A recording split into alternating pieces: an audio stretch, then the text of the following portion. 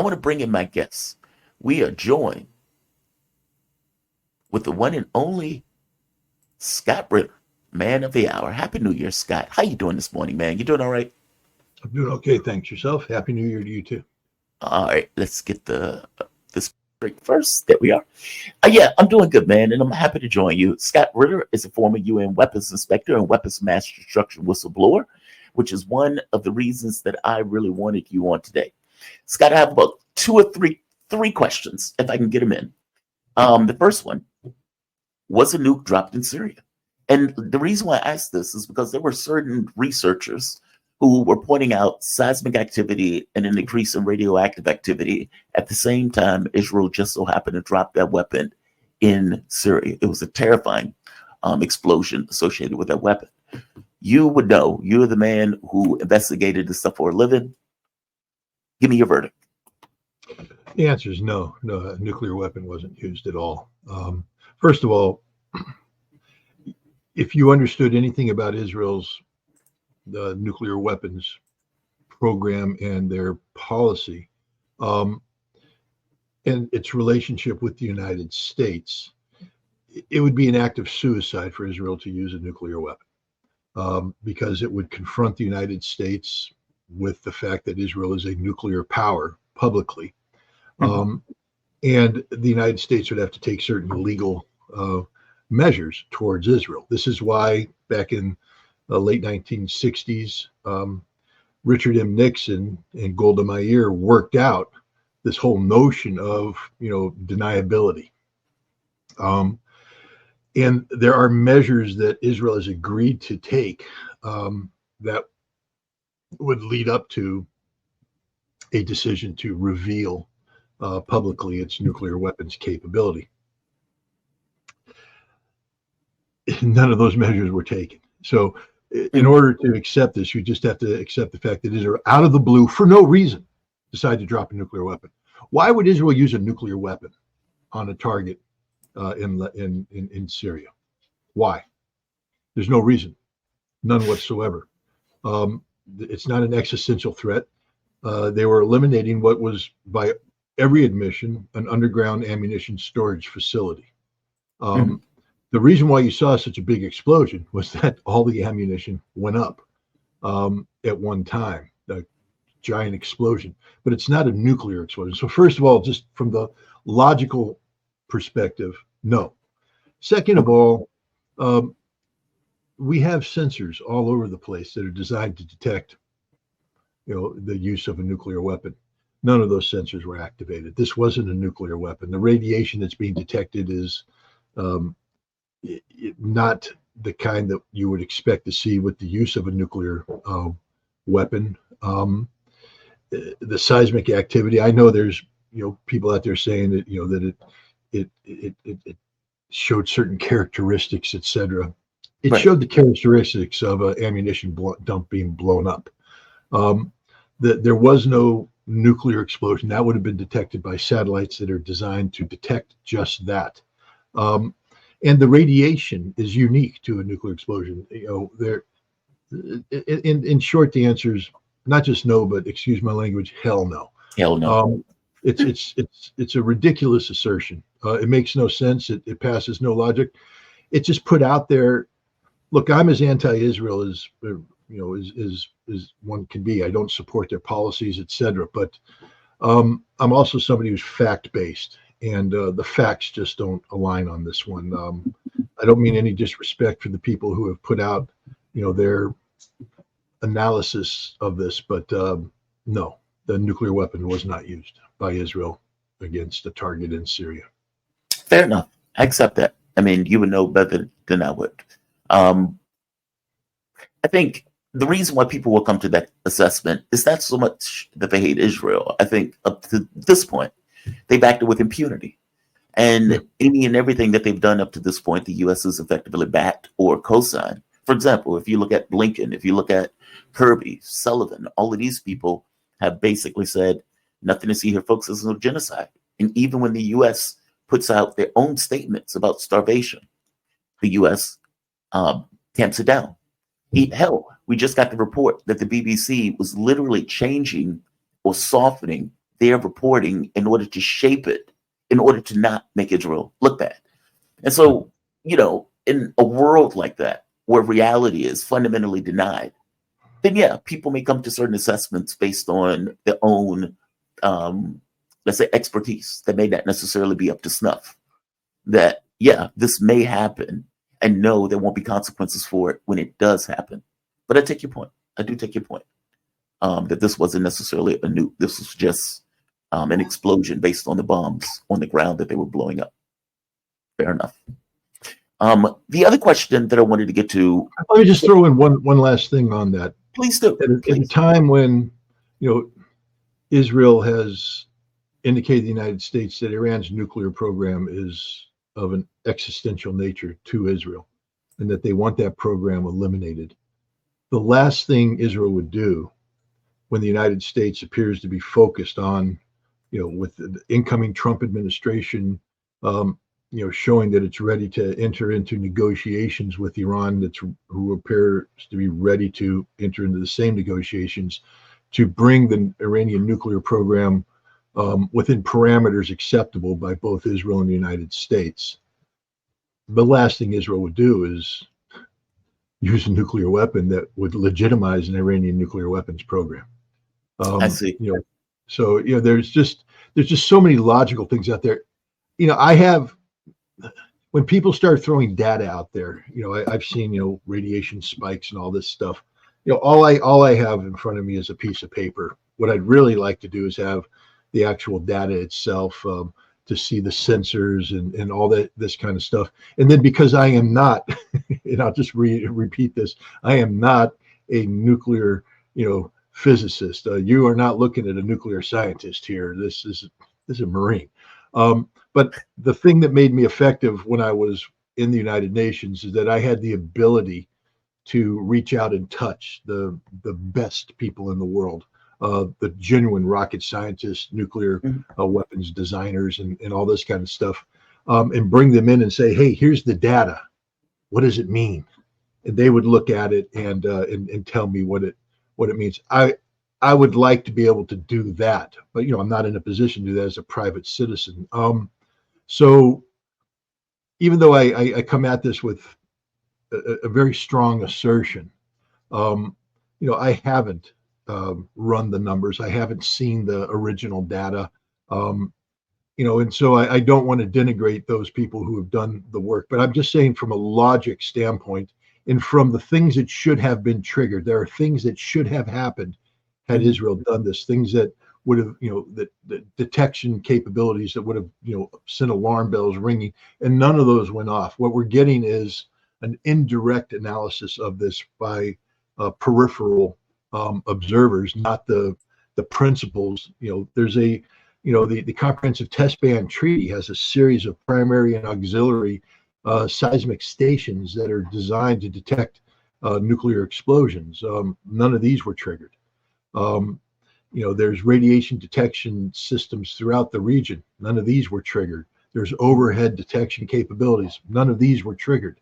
And so I'd like to see the data, and then what I'd really like to do is take that data and put it before, the genuine experts and say, hey, tell me what this means. Tell me, what this means. So I'm just, what I'm trying to do is make sure your audience knows that, that I'm not trying to be something that I'm not. I'm not pretending to be, the guy that can look at, nucleoid detection and read meaning into it. I'm an outside observer that has some background in this. And what I would have expected to happen hasn't happened had a nuclear weapons test been done. It doesn't pass any of the logic as to why Israel would use a nuclear weapon. But out of respect for the people that have written these papers, I would say that before I make an absolute definitive analysis, those numbers should be, the data that they have should be run through expert eyes for final confirmation of what I'm saying. Or if somebody's saying, "Nah, Scott, you might be wrong here. There's a little glitch here," then you have to relook at it, because an argument could be made that Israel did a demonstration. One of the things that they talk about with Golda Meir is a demonstration of a capability that's designed to deter whatever activity that Israel doesn't want to happen. And, did Israel demonstrate a capability to both the United States and Iran in an effort to push them towards? I'm just brainstorming here. This is all extreme. On the extreme, it doesn't make sense for Israel to have done that. But these are counter arguments that people could put out there to my assessment. So again, what I'm trying to emphasize is that I'm a guy looking at it from a desk in Del Mar, New York, thousands of miles removed from the issue. And even though I'm confident in my assessment, I don't want people to think that that I have the bat phone that I can pick up and call somebody and get the definitive answer. No, man, I appreciate it. I mean, look, your expertise. Don't undercut yourself in this. Your expertise. You did this for a living, as opposed to us who are looking at it from below. So no, I appreciate your assessment on this. I still want to stay in Syria for a bit. So there was a question of whether or not the Russian military bases were going to remain in Syria. And there was a lot of speculation that they were going to leave, they're going to move to Libya, or at the very least, they were going to move to another location because it was unsafe. Now that effectively jihadists, terrorists, have taken over the country and knocked the country over. Basically, the old Syria is no longer in existence. But Jelani, in a recent interview, pointed out that he wanted the bases to stay there, at the very least for the time being. Now, the language that he cut for this made it clear that this was, we don't want them to leave in a way that will adversely affect Syria. But, there was this kind of connotation that we may want them to leave at some point. Now, Western powers have been pushing to kick Russia out of Syria. Jelani's point is, well, I can't do that. We effectively need them to stay in Syria. Some reports have come out, though, that the US and the UK were pushing terrorist groups to attack the Russian bases. Again, just a pressure campaign, considering that they were instrumental in getting Jelani in power. Give me your take on this. I mean, for one, Jelani has now said this is going to be a caretaker government, no longer a transitional government. But give me your take on the Russia remaining in Syria, and do you think this is something sustainable? Well, first of all, we have to understand the roots and origins of the Russian involvement in Syria. While there was, during the Cold War, Russia had a military presence in Syria. With the collapse of the Soviet Union, that presence, stopped being of a permanent nature and became more of a Russian ship would visit on occasion, etc. In 2015, when Russia agreed to intervene in Syria at the invitation of the Syrian government of Bashar al-Assad, the Russian Air Force and Russian ground forces, came into Syria, but this was a force of intervention, not invasion. They didn't invade Syria. They didn't occupy Syria. They were there at the invitation of the government to intervene on behalf of the government against forces like HTS and such. The Russians do have deep cultural ties with Syria because of the Cold War. A lot of Syrians traveled to Russia for study. A lot of Russians traveled to Syria. A lot of intermarriages. There's a whole bunch of Syrian Russian families out there, and it means that Russia is tied to Syria in more than just geopolitics. There is sort of a soul-felt connection with Syria. So now you're Jelani, and you've achieved something that you weren't prepared to achieve. You went from, I'm launching an attack to sever the M4 highway so that we might be in a position to threaten the Syrian positions in Aleppo, to I'm suddenly running Syria because Bashar al-Assad disappeared and his army refused to fight. And now you have to deal with this problem.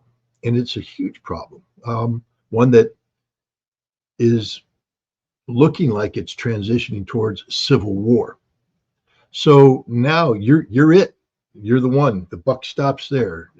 Harry Truman's, the buck stops here sign is on Jelani's desk. How do you solve this problem?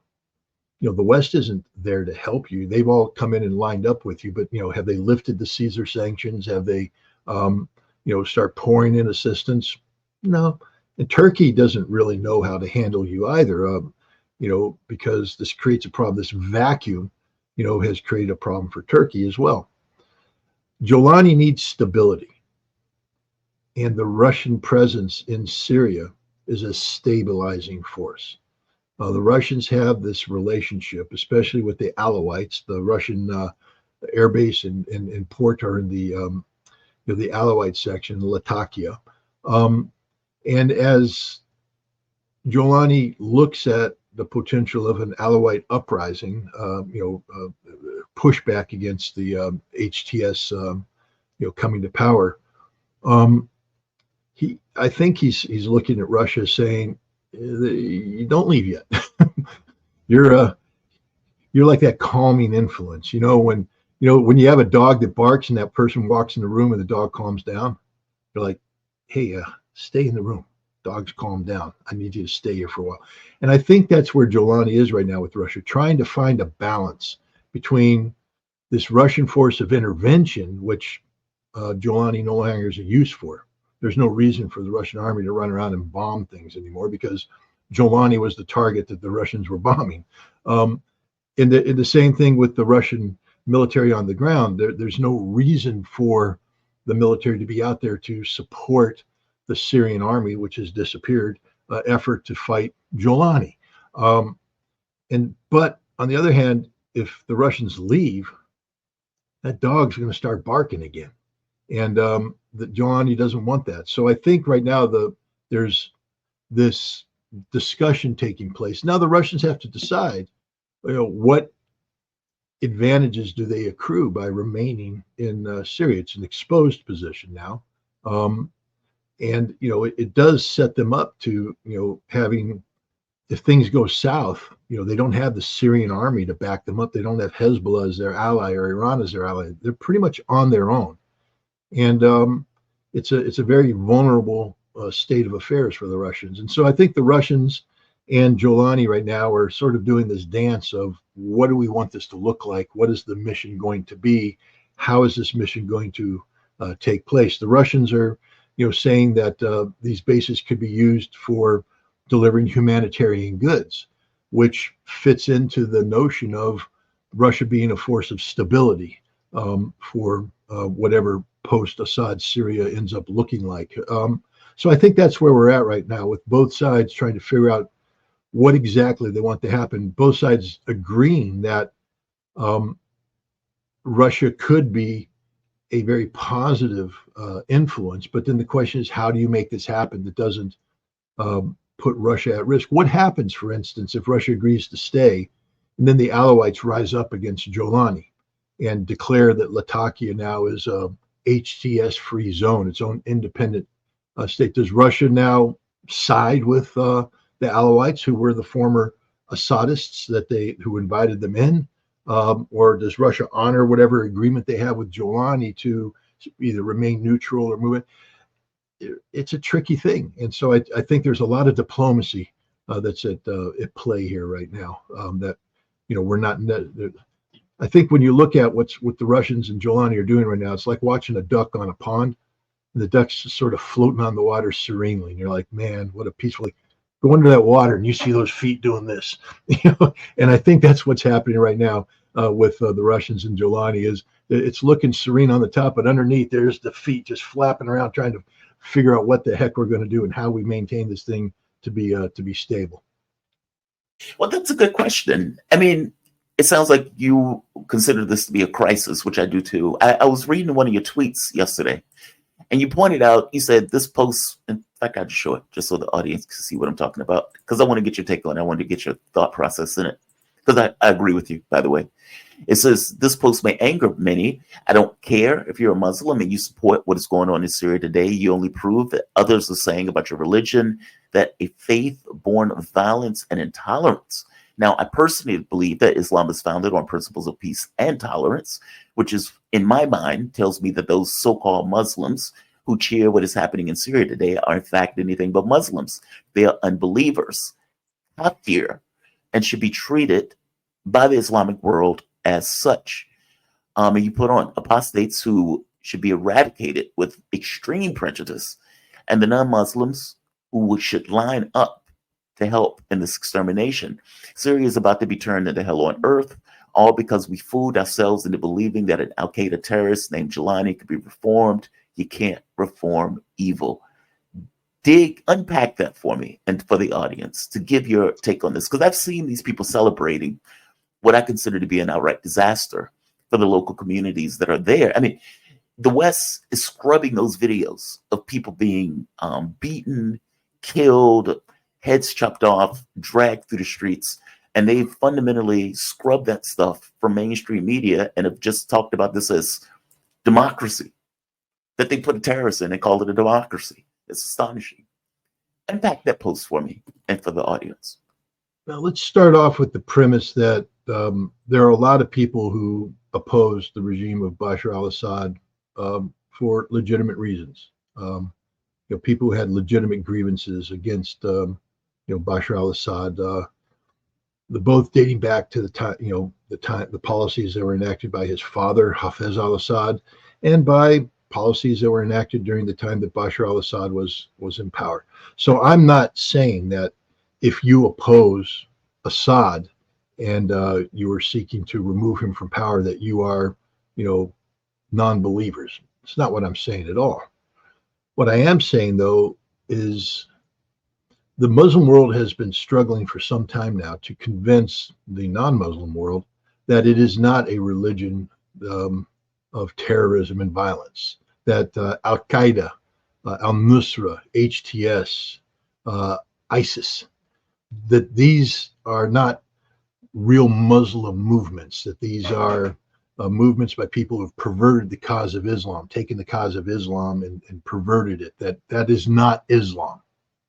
Okay, you convinced me. I've met with many imams, and they convinced me that Al-Qaeda, ISIS, HTS, and all this, that's evil. That's not Islam. Those are non-believers. Those are guys who have perverted Islam. You guys convinced me.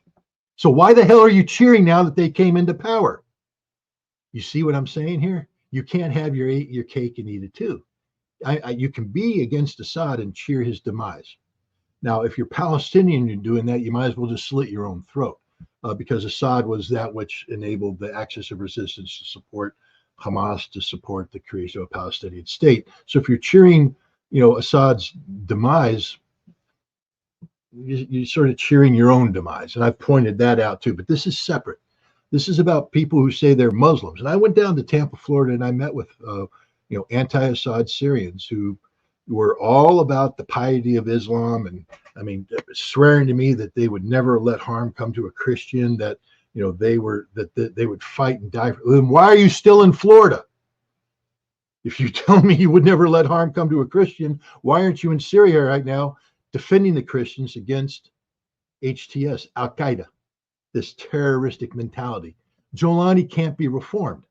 What you need to understand is Jolani, like all of the people before, have been a tool of the United States. We helped create Al-Qaeda. We helped create ISIS. We, did it directly, indirectly, by facilitating their development, their rise, by creating the conditions that allowed them to become manifest, because we viewed them as a tool to, achieve certain outcomes, including the overthrow of Assad. But that's America. We screw things up every time we do something, especially in the Muslim world. But if you're a true believer, if you're telling me that you believe that this is what you believe that Islam is not defined by Al-Qaeda, then why are you cheering Al-Qaeda on? And don't tell me it's because you're anti-Assad, because that has nothing to do with your damn faith. If you're telling me you're a person of faith, then stop bringing in politics, pal. Okay, don't tell me that this is justified because Assad's gone, because Assad was a bad guy. No, you're a man of faith. You say that you believe Islam is not that, but it is that as being manifested, and you're cheering it, which tells me that secretly inside, in places inside your heart that you don't want anybody to peer into, that's really how you view Islam. That if it's okay for HTS to line the Christians up and execute them, to desecrate the holy spots, to attack the shrine of a imam who's sacred to the Alawite cause. I know if you're a Sunni, you say, hey, those aren't real Muslims, therefore, but there are fatwas put out there by the Shia Islamic community. And again, now if you're a Sunni saying the Shia aren't real Muslims, then I have a problem with you, because that's like me as a Protestant saying the Catholics aren't real Christians. I don't have to buy into Catholic dogma. I don't have to, believe in the saints and all this stuff. But no way I could get away by saying the Catholics aren't Christians. They believe in Christianity. They just practice it different than I do. That doesn't make them evil. It just means they have taken a different path. Just like I wouldn't accept Catholics calling me evil for being a Presbyterian. If you're Sunni and Shia, yes, you guys have some, dogmatic issues. But to pretend to say that the Shia aren't Muslims and that therefore Shia clerics are incapable of issuing fatwas or religious decrees that recognize the Alawites, which is a spin-off of Shiism, as a Muslim, you don't get to make that damn call. I mean, that's the thing. Then, and yet this is what's happening here. We have a whole bunch of Sunni Muslims who say that the Alawites aren't Muslim, therefore anything can happen to them. So what they do is they make them crawl on the ground and bark like dogs before they cut their heads off.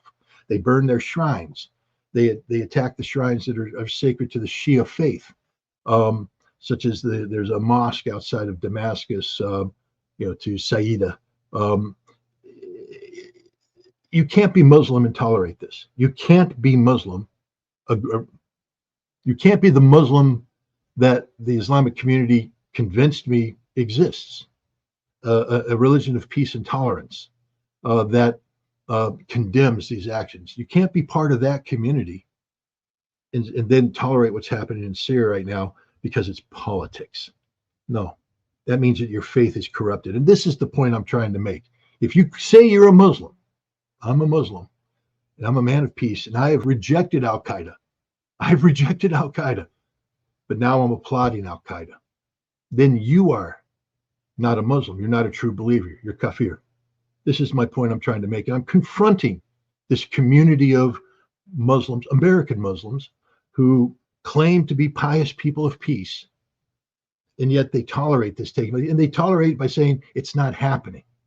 It's not happening. It's not really happening. It's some extremists, some rogue element. No, guys, Al-Qaeda is Al-Qaeda. You can't reform Al-Qaeda. Al-Qaeda is a head-chopping perversion of Islam. You convinced me of that. You guys succeeded. You spent a lot of time convincing me that I shouldn't run down and kill every Muslim I meet because they attacked me on 9/11. You convinced me that what occurred on 9/11 isn't real Islam. That's a perversion of Islam, that the Wahhabists and Salafists and those of that ilk don't condemn everybody else for their actions. You convinced me, you won me over. I'm on your side. I'm defending you. And then you cheer when these people take over in Syria and start chopping off heads, burning people. I remember Jolani's the guy that burned, a Jordanian pilot alive. There's a videotape of it. That's who he really is.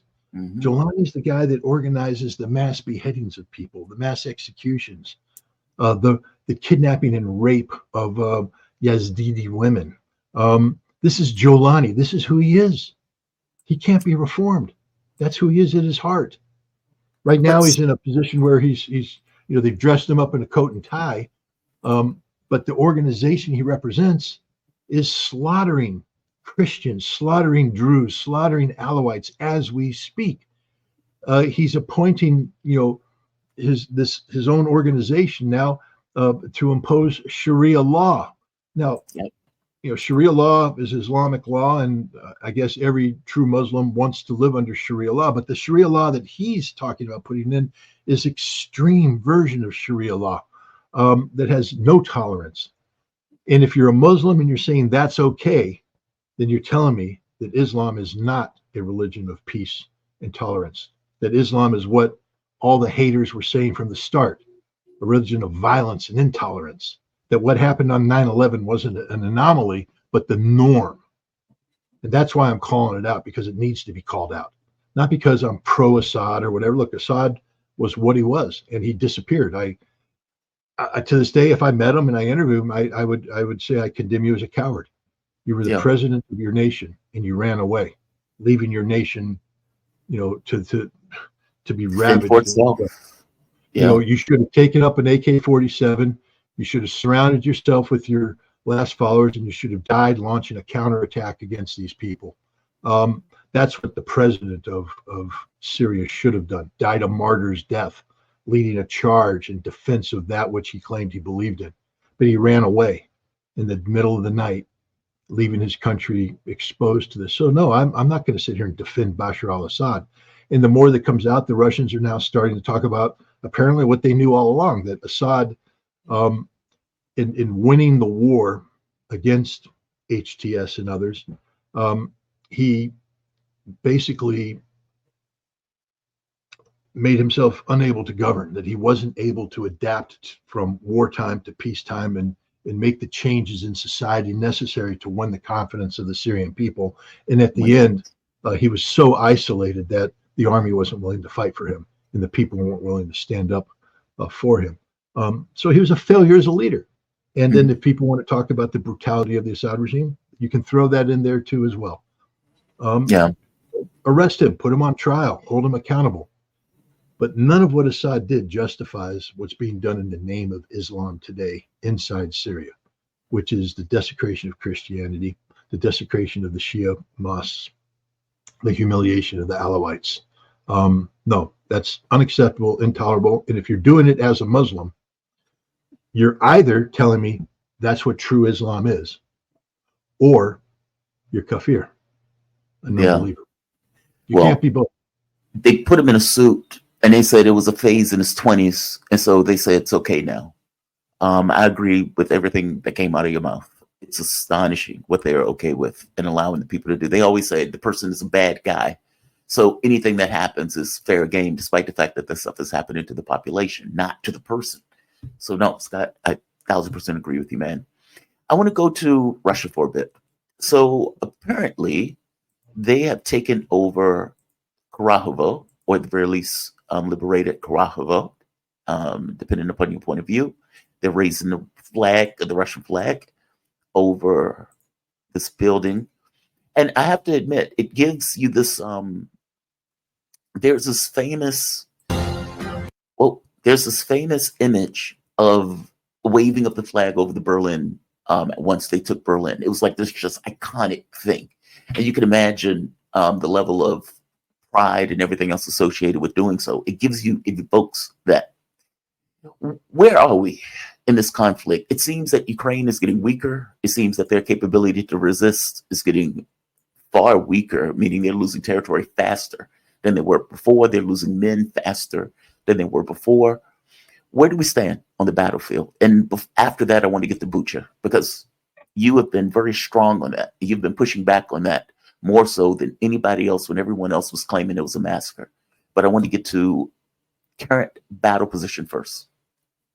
Well, Jamal, you and I have been having conversations for some time now, and I have been talking about military math and correlation of forces and war of attrition.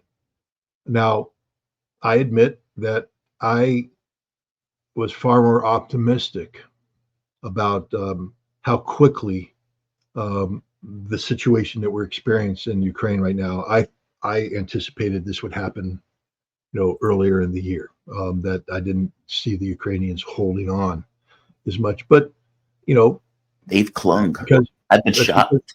Yeah, but the Russian command, the thing about an analyst is we don't have a crystal ball. Our job is to take a look at the data we have available to us. And from a military math standpoint, I'm right. This collapse should have taken place a long time ago. But human life isn't just about mathematical equations. You have to throw in the things such as how hard a man will fight, and how what a person is willing to do in support of a cause. The Russian commanders that I've spoken to, the Russian correspondents that work on the front line, have all come back with the same thing. They too are shocked by how hard the Ukrainians are fighting. that they never expected Ukraine to fight this hard. The Ukrainian soldiers just won't surrender. I mean, a handful of them do, especially the ones who were. You know what you don't see a lot of? You see a lot of Ukrainian soldiers interviewed, when were you, when did you become a soldier? Well, I was taken off the streets a month ago. I wasn't given very little training. I was thrown into the front line and I decided to surrender rather than die. Mm-hmm. You know what you don't see? I've been a soldier since 2014. I'm a professional. I was surrounded and I decided to give up. You don't see anybody saying that. Why? Yeah. Because they don't give up. Because they fight, they die, they make the Russians dig them out. They don't yield anything easily. And this has shocked the Russians because this means that every village, every tree line, every bunker is a fight to the death. A fight to the death. And this slows things down. It complicates things. And this is why the pace of advance has been so slow. But the one thing it also does is it increases the casualties. Right now, there is, even amongst certain Western outlets, I think ABC News, through the number 1.1 million Ukrainian dead. Why? Because they're not surrendering, because they're forcing the Russians to dig them out. But when you have 1.1 million dead in a military that started off at around 900,000, including reserves, and you still have an army in the field now that probably numbers around 700,000, you've destroyed a huge amount of manpower, and there's no manpower to replace it right now. And that's the problem. The Russians have significant manpower reserves that can continue to draw upon, and they have everything that we talked about before, the military math, the war of attrition, the numbers. That which I had anticipated would take place earlier this year is taking place now. And you're seeing the collapse done. It dragged out because A, the West kept pouring resources into this, into Ukraine, and B, the Ukrainian soldier has just shown himself to be tenacious and willing to die before he gives up that basement or that tree line or this piece of territory. But if you're willing to die, then the Russians are willing to give you that opportunity, and they've given that opportunity to 1.1 million, and there's nobody to replace them. And you're starting to see this, and you're going to see more and more images as the Russians put forward of the Russian flag going up in an effort to, repeat that iconic moment that you spoke about on the Reichstag in May of 1945. Mm-hmm. Last question, Bucha. So initially there was reports that there was this massive massacre that took place in Bucha. And you pointed out, well, the Ukrainians were there. Why are they immediately blaming the Russians for something that the Ukrainians clearly were there for? Give me your take on this. I mean, I was fascinated by the reporting on this because the West was, anything Ukraine says, they go with. Zelensky, we've lost 30,000 people. And the West, well, Zelensky said they lost 30,000 people. Give me a take on what is taking place in Bucha. Apparently there's new reporting on this. Well, I think the reporting right now comes out of a trial that's taking place in the Czech Republic of a mercenary who was attached to a Ukrainian nationalist formation that moved into Bucha after the Russians left and committed mass murder of Russian sympathizers amongst the Ukrainian population. Because there's two Bucha massacres, if you want to call it. One is the Russian suppression of resistance among the civilian population.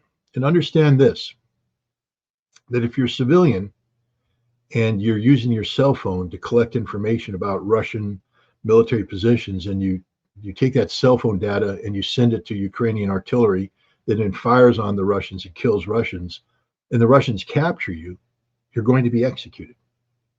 You don't have any rights. You're not a combatant. And you will be executed. When the Russians came in, and it was interesting, there was a news report that came out about the Bucha massacre, and I'm sitting there listening, and the head of the Ukrainian intelligence said, yes, we were in contact with all these Ukrainian civilians out there who were feeding us this information. And I'm like, okay, and then when they get captured and they get executed by the Russians, you're calling it a war crime, but it's not. The war crime is the civilian who's supposed to be a protected class becoming an unlawful combatant by using their phone to gather intelligence. They become spies, and we know what happens to spies in times of wartime. There is a summary trial, and they are summarily executed.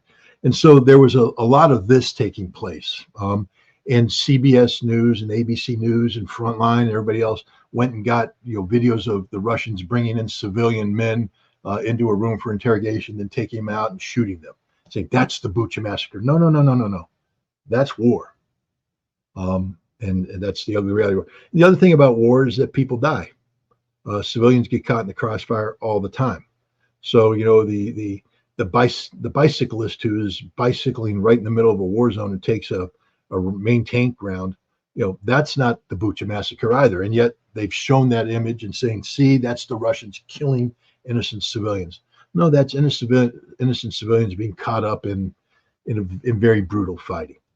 The Bucha massacre occurred when, after the Russians withdrew, there was a portion of the population that had been collaborating with the Russians. And you'll find this throughout Ukraine, where you have Russian speakers who have ties to Russia that date back to Soviet times.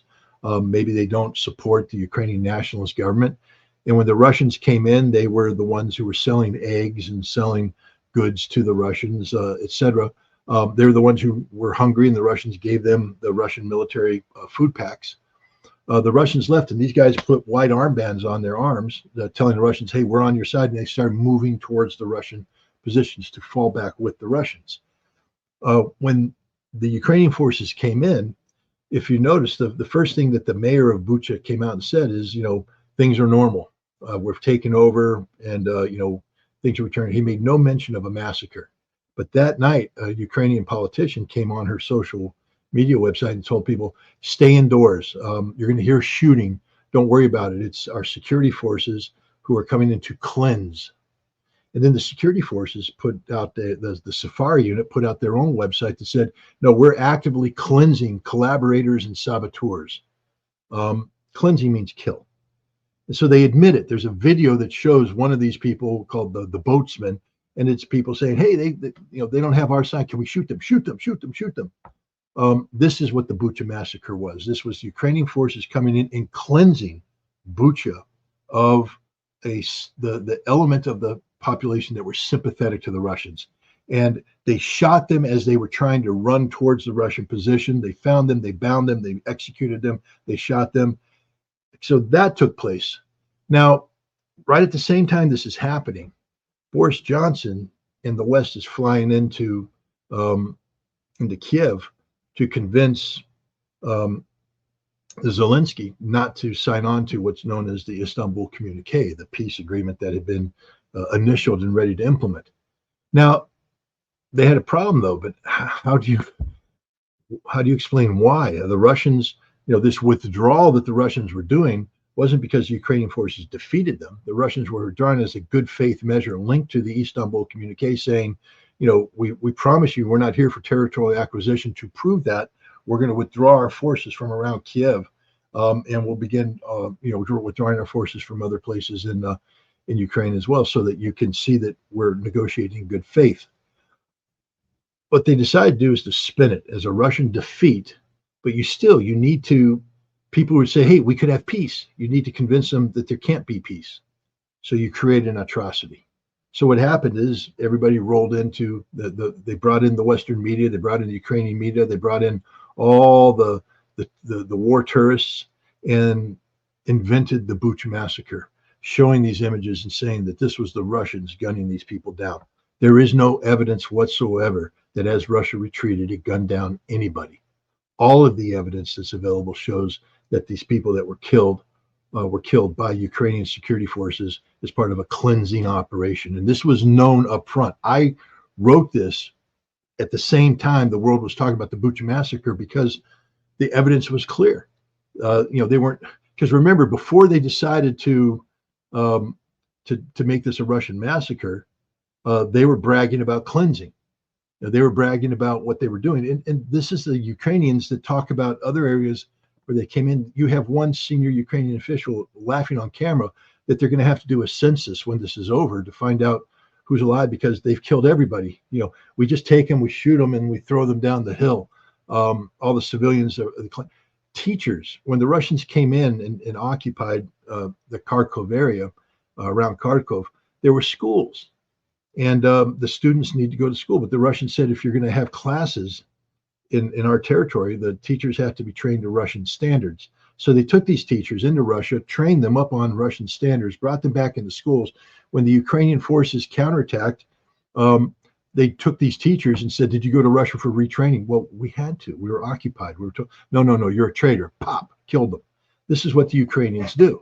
They're mass murdering neo-Nazis, and that's what the Bucha massacre was. And the truth is now coming out. I mean, the truth was always there, but the West was spinning it. But now it's coming out in a way that can't be denied. Yeah. Man, Scott, thank you for this. This in general, but thank you for that explanation. Because again, you're absolutely right. They use that to basically say, well, we can't negotiate with the Russians. We have to, and they went with that whole thing about we can't negotiate, we can't come to a deal, the Istanbul Agreement is off, etc. And hundreds of thousands, up to 1 million people dead later. Here we are. Scott Ritter, former UN weapons inspector and weapons mass destruction whistleblower. You can find Scott on Telegram at Scott Ritter. Scott, you're also on Twitter at this point, so you're back on it. So we can also find you at Real Scott Ritter on Twitter. Thank you, my man. You have a fantastic year. I like that. I know, right? Must have did something right. Happy New Year, man. You have a good one. Be safe. Thanks.